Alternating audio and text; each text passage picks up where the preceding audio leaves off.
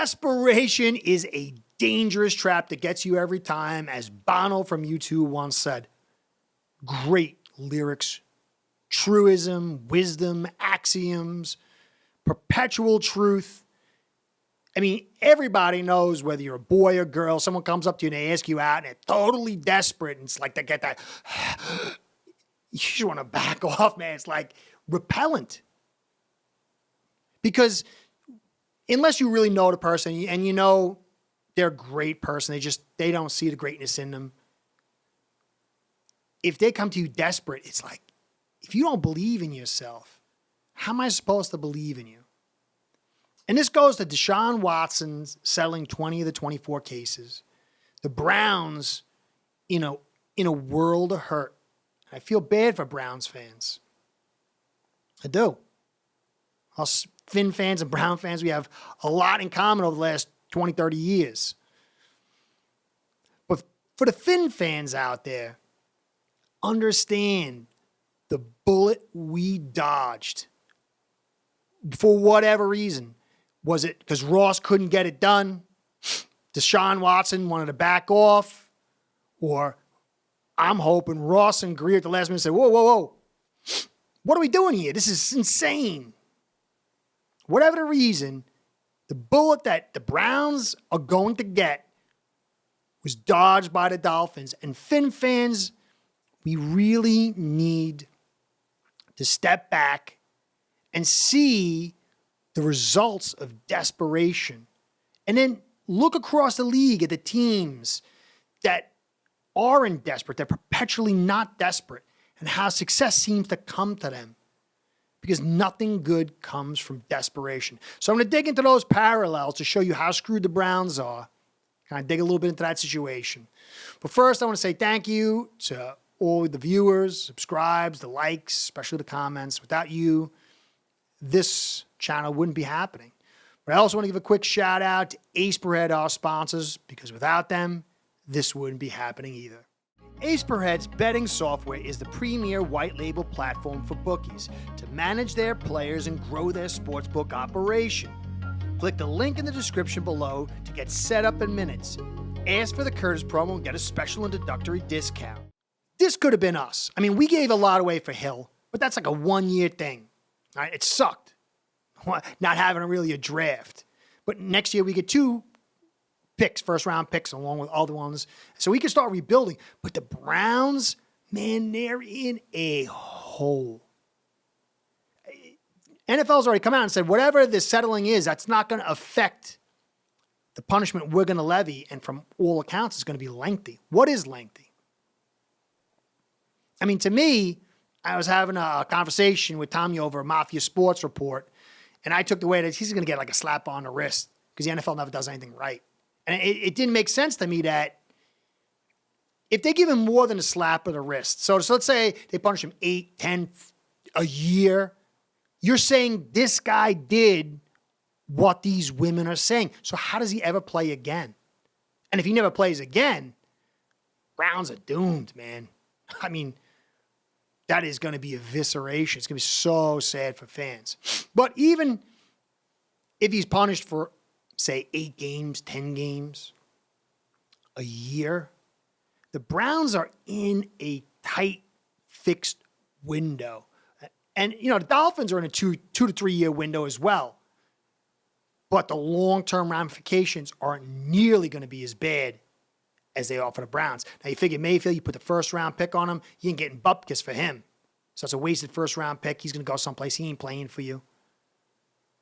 And then you give away the 13th overall in 2022, 4th round 2022, 1st and 23, 3rd and 23, 1st and 24, and a 4th and 24, and you're tight against the cap. And you have some good stars that are older that are kind of getting towards the end. So 2022 was the season that was, look, we got him here. We're giving it all away. But 2022, we got a great shot. Make the playoffs, at least get to the conference championship. And then like 2023, we can kind of hold it together. But 2023, they're minus 31 against the cap. You already got to start cutting players. You've got Amari Cooper, who you might really get just a 1-year rent from unless he wants to do something. You can try to cut. But now you're limiting your depth, and you don't have first-round picks that are kind of cheaper to fill in those gaps, and you don't have the money. And Kareem Hunt's a free agent after 2022. He's a big piece. He's an important piece. Gone. You can keep him. I mean, how are you supposed to keep him? Jedrick Willis, very good tackle. He's going to be a free agent in 2024, so you got to start loading up for him. But in 2024, you got $470K with only 41 players on the roster. And in 2025, you've got 18 players on the roster. And I saw a 0 cap space, but I don't know if that's but you're ready. Your team's dissembling. By the time you get 2024, this team is breaking apart. You've lost loads of draft picks. Players are getting older. This team's got to make hay in 2022, and they're probably going to be without him for a long period of time. And either way, it's $45 million that you got attached to Watson. So that's almost 25% of your cap that's not going to be used. And if he plays half a season, it's 13% of your cap that's being wasted. And is he going to not play for all these years, come mid-season, and lead you guys to the playoffs? Like, maybe. Do I feel good about that in a tight AFC? And then, Joe Bitonio, he's 31, he's another guard. I mean, one of the main assets to the Cleveland is their offensive line, and that thing's going to start breaking down. So, 2023, you're minus 31 cap space. Let's say Watson comes back. Now, all you have to hear talk all offseason. Well, how does this guy play because we don't know if are more women coming out to accuse him. What's going to happen? Is this going to go from civil to legal trial? Because they're still talking just because a lot of these other cases have dropped.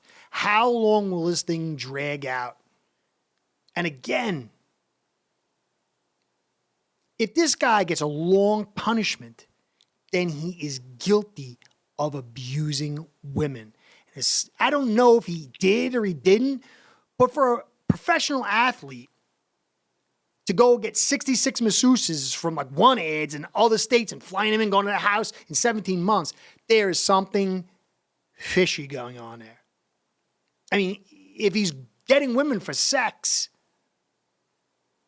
that is really kind of sad that you're all-world quarterback, an NFL quarterback, and you're going it this way. That means there's something a little wrong here, even if he is not doing what they said he's doing. And that's scary in itself to invest this much. Is this the guy you want to lead your team? And it could have been the Miami Dolphins.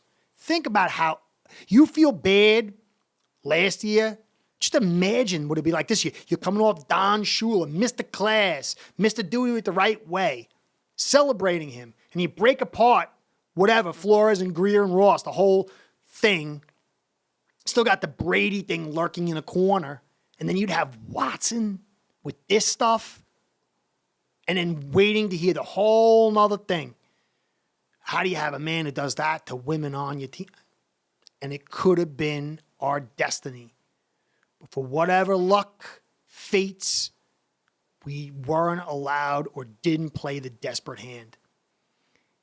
And, for me, the Pittsburgh Steelers are one of the best. Pittsburgh Steelers and the Ravens, Patriots.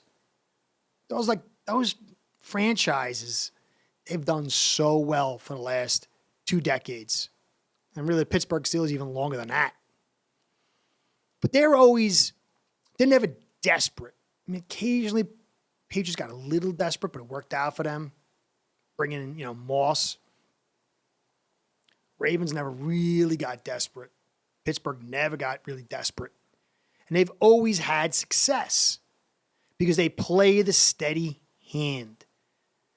And now people might not like Tua, but the reality is we've got to have a steady hand as a franchise. Prayerfully, Ross and Greer learn from this because they've been acting desperate for years, all the way back to the Sue signing and all the stuff they've done, flying after Harbaugh, the whole thing.